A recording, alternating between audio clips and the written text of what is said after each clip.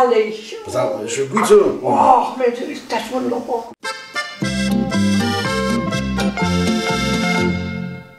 Ich habe auf 3,5 Kilo Mehl, das Mehl ist die Grundlage, haben wir ausgerechnet, was wir an Mandeln brauchen, was wir an Sultanin brauchen, was wir an Milch brauchen, was wir an Hefe brauchen. Dazu gehören noch Zitronen, Zitronat, Orangat, Butter, Margarine, Fett. Und dazu habe ich mir einen Zettel vorbereitet. Und auf dem Zettel steht das. Und das arbeite ich der Reihe nach ab.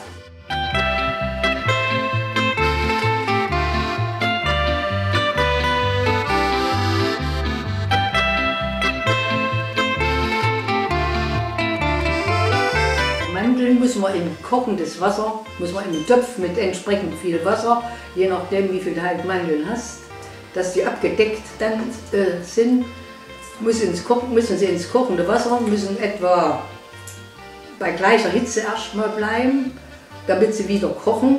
Nicht nur das Wasser vorher, sondern auch die Mandeln dann kochen. Vielleicht 1-2 Minuten allerhöchstens.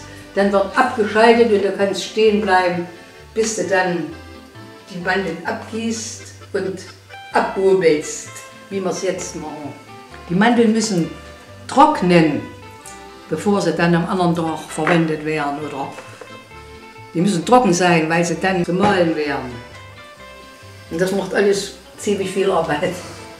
Die Mandeln müssen geschält werden, denn sonst kriegst du den ganzen Dreck mit im Stollen drin und das Mehl wird braun von der braunen Haut. Hast keinen hellen Stollen mehr. Genauso ist es eben, deswegen kannst du nicht die fertigen Mandeln kaufen, die schon geraspelt sind. Die sind nämlich mit den Schalen geraspelt. Und dann hast du den Dreck drinnen im Stollen. Na, man könnte aber doch die so auch geschält kaufen. Ja, das ist eine finanzielle Frage. Ach so. Kostet das Doppelte. Okay. 100 Gramm kosten so viel wie 200 Gramm geschält. Verstehst du? Wenn du Geld hast, kannst du auch die Kannst geschälten. du die geschälten kaufen. Da brauchst du dann nur zu. Aber wir wollen uns ja ein bisschen unterhalten hier an der Arbeit. Deswegen machen wir das so. Und wir reden auch über gewisse Mengen. Das ist ja nicht nur so eine 125 Gramm Packung oder 200 Gramm, wie viel ist da drin ist. Das sind ja etliche. Was du brauchst. Ja, naja, also wir haben ja hier 750 Gramm Mandeln. 100 Gramm kosten 1,49 im Kaufland geschält. 100 Gramm. 100 Gramm. Und 200 Gramm kosten 2,35 oder 38 ungefähr. Ich habe den Zettel oben, im Korb drin steht. Wenn du wissen willst, was sie 2001 gekostet haben, vor der Werksunion, habe ich noch ein Prospekt vom Marktkauf im Keller. Na her damit. Als nächstes kommt das Sultanin. Also die bestimmte Menge Sultanin, die müssen verlesen werden, handverlesen werden. Alles, was nicht dazugehört zu der Sultanine, zum Beispiel so ein Stiel hinten dran, manchmal ist ein kleiner Stein drin und was weiß ich, das muss raus. Dann kommt es halt in den Topf und wird mit Rum, 40%. mit wunderbar gutem Rum übergossen. Nach Gefühl halt so, dass die sich schön vollsaugen bis zum nächsten Tag. Dass die dann gut schmecken im Stollen, die Sultaninen. Man So muss halt nur jetzt immer leiern, gell? Und den Deckel drauf. Kann man irgendwie eine Faustregel fürs Leiern, fürs Rühren sagen? Alle 10 Minuten, alle halbe Stunde? Alle Stunde. Also jede Stunde mal kräftig durchrühren. Ja. 230 Gramm bittere Mandeln. So. Und die gibt es nur in der Apotheke. Aber die Mühle, die Nestlermühle in Schwarzwald, wo wir das Mehl herholen, das Stollenmehl, die verkaufen das für ihre Kunden. Und Na. zu billigeren Preisen wie in der Apotheke. Und wenn ich jetzt zu einem richtigen Bäcker gehe, Kriegst du nicht. krieg ich nicht? Ja. Das ist natürlich schwierig. Oder wenn du in die Kaufhalle gehst oder sonst wen. Ja, kaufe. Bittere Mandeln ist ein Arzneimittel. Ja, Wir brauchen insgesamt für bittere Mandeln 230 Gramm. 230. Wie viele? 300 Gramm. 300 Gramm. Das ist zu viel. Die gibt- kann man nicht nehmen, das wird zu viel. Ja, die gibt es wohl nur in Die sind 100 Gramm intensiv Packung. im Geschmack, weißt du, das muss man abwiegen.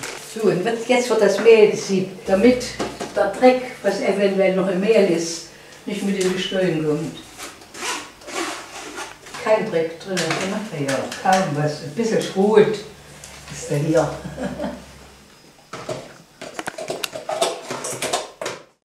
Zitronen abwaschen? Gewaschen, ja. Weil wir die Schale brauchen? Ja. Ah. Und weil sie sind zwar bio, aber man wäscht sie trotzdem ordentlich noch ab. Genau. Mit heißem Wasser. Dann trocknen wir sie ab und reiben sie ab.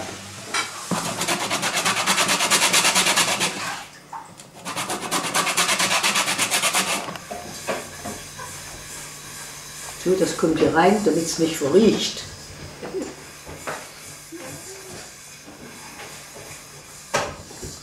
Wenn man dran denkt, ja, dann macht man da mal. Das kann nie verkehrt sein.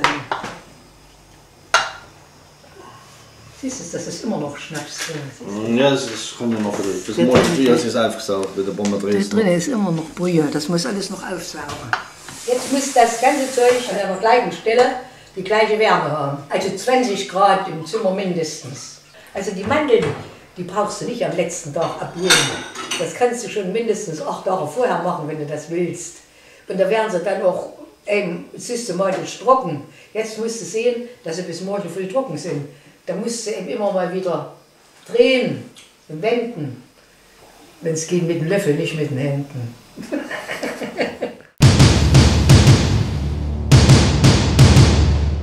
3,5% Milch haben wir. Die ist eigentlich gut. Vollmilch genannt. Ja, man kann weniger nehmen, aber jetzt machen wir die Milch lauwarm. Das ist, wenn wir so mit dem Finger so ein bisschen reingehen, dass das noch verträglich ist. Und dann bröckeln wir die Hefe. Nein, die dann richtig zergehen muss. Wir nehmen gerne die Hefe vom Bäcker. Weißt du, weil die ganz frisch ist. Das geht hier gut. Haben wir sie schon ganz schön zerbröckelt und dann zergeht die auch in der Milch.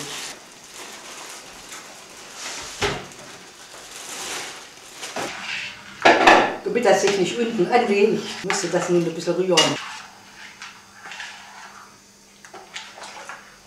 Guck, hier machen wir es erst, damit wir hier eine Kuhle kriegen, wo wir das Hefenstück anrühren können. Denn das muss ein bisschen mit Mehl verbunden sein, damit es richtig schön hoch geht.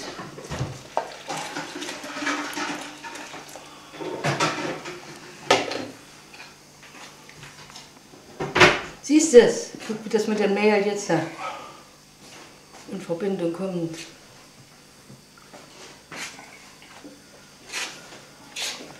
So, das ist schon genug. Machen wir den Rest noch rein.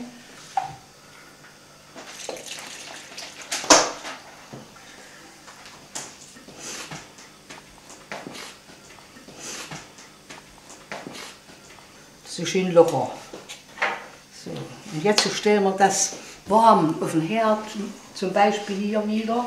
Dann lassen wir es erst einmal, die ist schon schön warm noch, und decken es zu.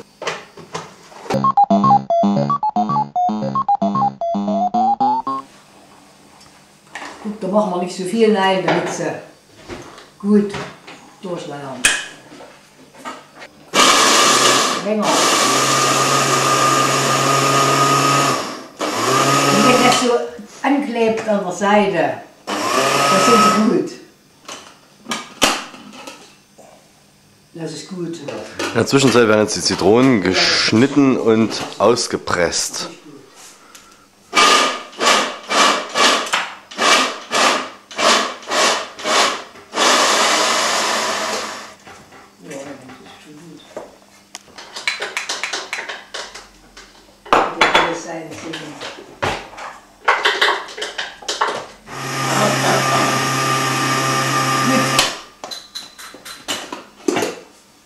Das so durch. Oh, einwandfrei.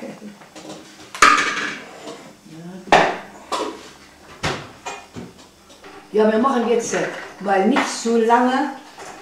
Der Helmut drückt jetzt mal nicht so lange. Wir gucken gleich mal nach den ersten Drückern, wie die Mandeln sind. Die sollen noch ein kleines bisschen stückig sein, nicht so wie Mehl. Ja. Damit man das im Stollen schmeckt, dass man dann auf so eine Mandel beißt, verstehst du?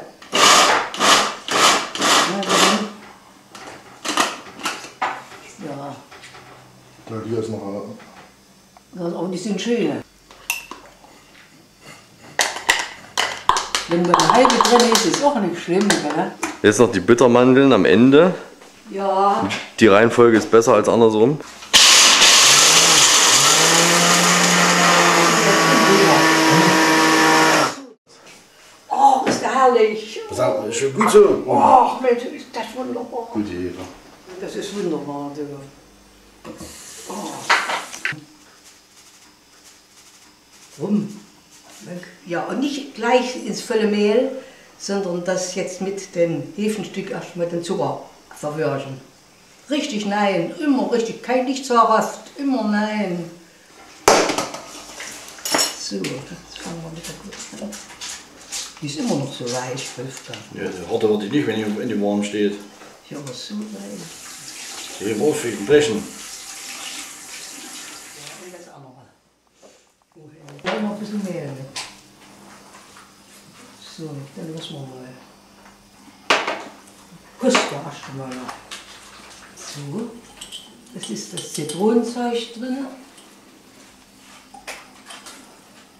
Gut, das waren große Zitronen, deswegen habe ich nicht den ganzen Saft genommen. Aber wir probieren noch und erstmal, kosten mal, vielleicht können wir noch dran machen.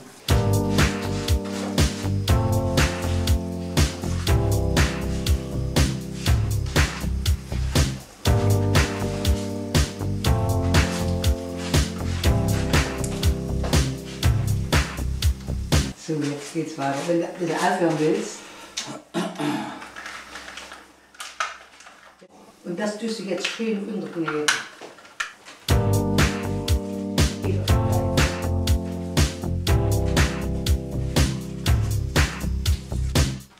Gucken wir mal so. Ungefähr. Salz. Salz macht schön braun. Braun. Im Stollenbraun. Beim Backen. So. So, jetzt machen wir der Reihe nach die Mandeln dran. Die müssen wir jetzt schön unterkneten, so wie Mehl. Und dann muss der Teig von hinten losgehen. Wie viel hätte die der Mutter früher genommen, wenn die die großen Dings gemacht haben? Wie viel? 5 Kilo. 5 Kilo mehr. 10 Pfund. 10 Pfund, das waren immer In der 6 Stollen, ja. Große. Ja, 4 Pfünder. Jetzt kommt die Bittermandeln rein.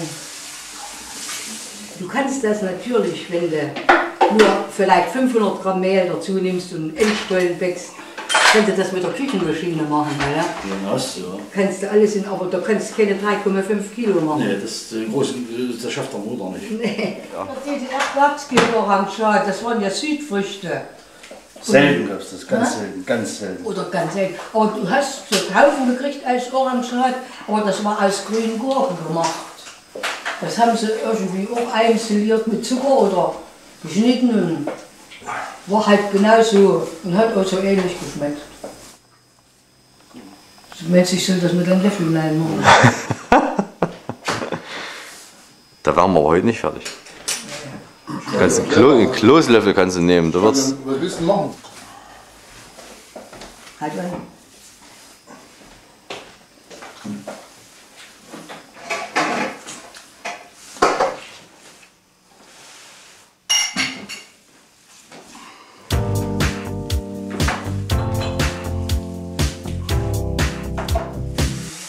Gucken, ob sie es genau ist.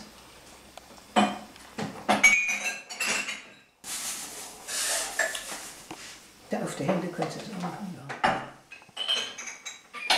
So, und wenn das jetzt auseinander geht, dann wissen wir, dass der Teig geht.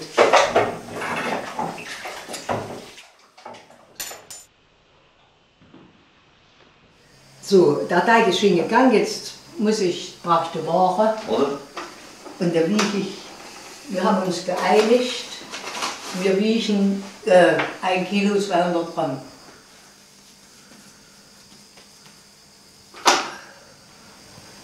Das ist 200. Das ist 52. Mhm. Gut, ist es in Ordnung. So haben wir uns geeinigt.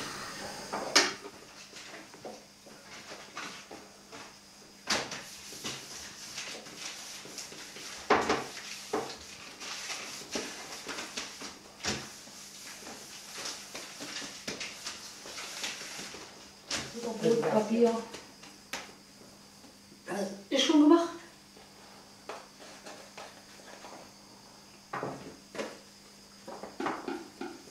Mit dem Messerrücken mache ich hier eine Rille rein, damit sie dann schön in dieser Rille gebuttert und gezuckert werden können.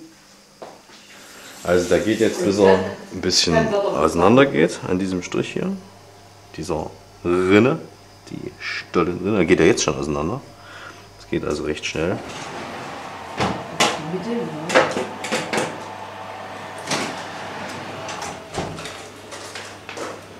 War halt mal ein Jahr. Dann machen wir mal erstmal 150 Grad. 160 ist eigentlich, aber wir fangen erstmal langsam an, weil das schon vorgeheizt ist.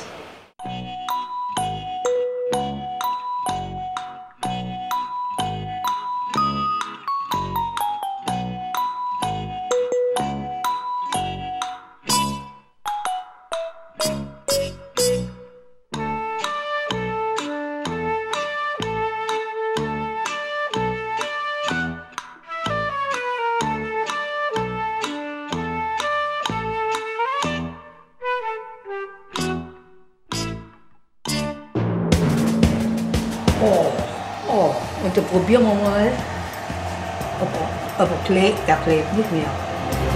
Da ist nichts dran.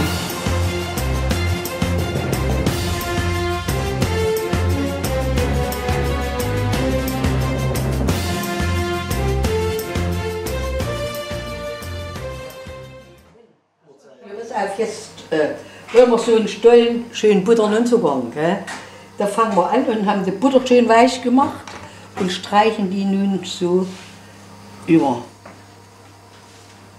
Und nun kann jeder so viel drauf machen, wie er denkt und wie er will. Wer Diabetiker ist, muss weniger nehmen. Jetzt kommt noch Vanillezucker noch. Das macht immer noch einen guten Geschmack oben drauf.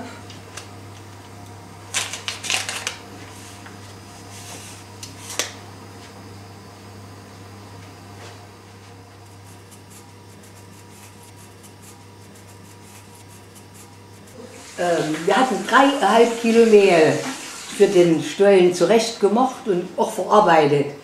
Aber wo jetzt die einzelnen Stollen zurecht gemacht worden sind, da musste ich immer noch einstreuen auf dem Brett, wo ich sie zurecht gemacht habe. Denn da hast du gemerkt, wenn du den Teig hast, manchmal hat er noch ein bisschen gelebt an der Hand, da musst du noch ein bisschen Mehl dran. Guck mal, jetzt habe ich mindestens noch ein Pfund Mehl gebraucht für diese Sache. Also ist es auch noch mal 500 Gramm schwerer geworden, das ganze Zeug.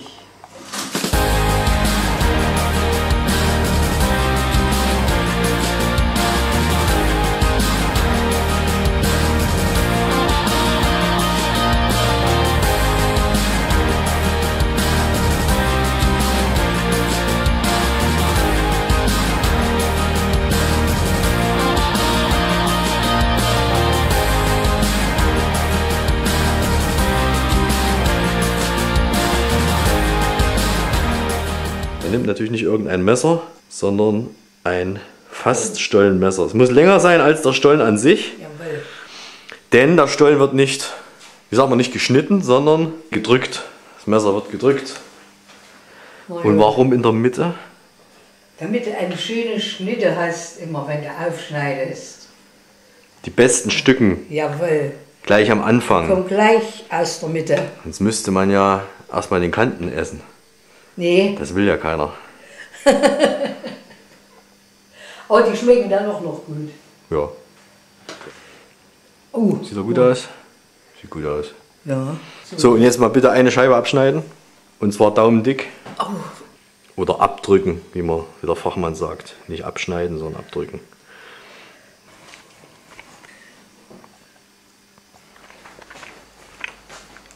Noch nicht. Der Magen nimmt's dankbar an. Braucht man gar nicht viel Kaffee dazu.